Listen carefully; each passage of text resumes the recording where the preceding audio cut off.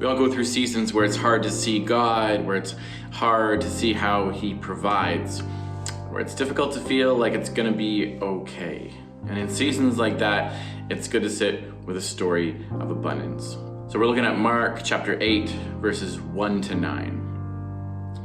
In those days, there was again a large crowd, and they had nothing to eat. He called the disciples and said to them, "I have compassion on the crowd because they've already stayed with me 3 days and have nothing to eat. If I send them home hungry, they will collapse on the way, and some of them have come a long distance."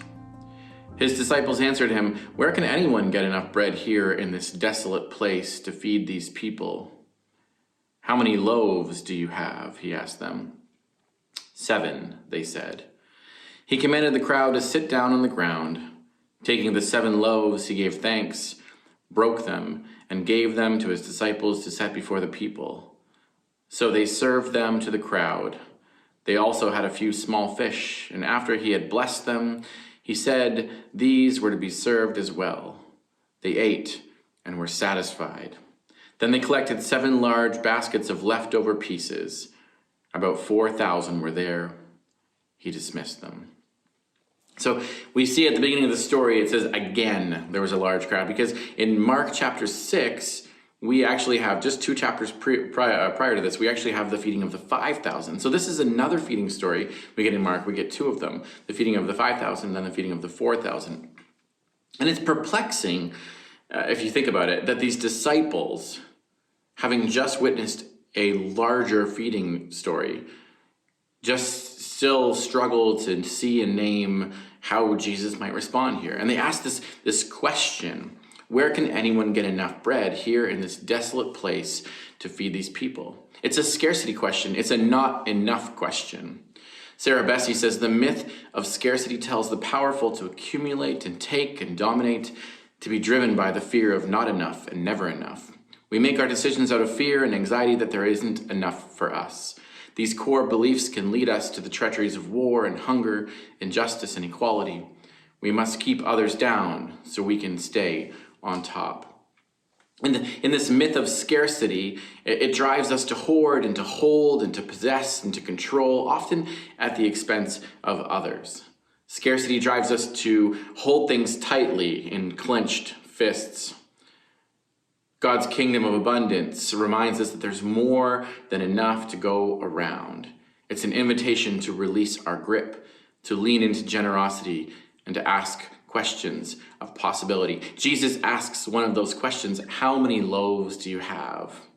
What do you have? What's available? And then he offers us a different response and a different posture.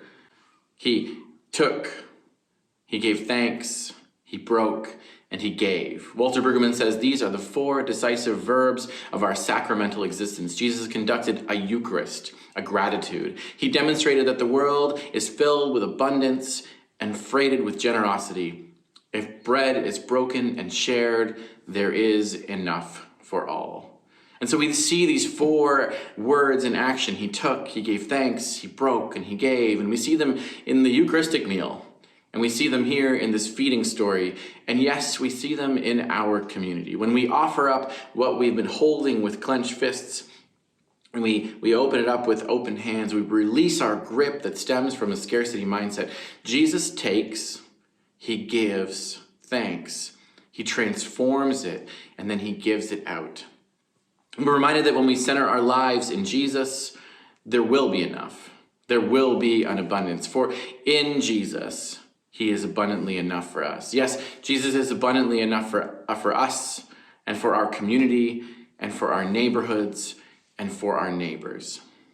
I'm going to leave you with this last quote, Walter Brueggemann again, and just an invitation for us to dream about what happens on Sunday in our gathering. He says, when we gather as church each Sunday, we should ponder the stories that declare scarcity to be false.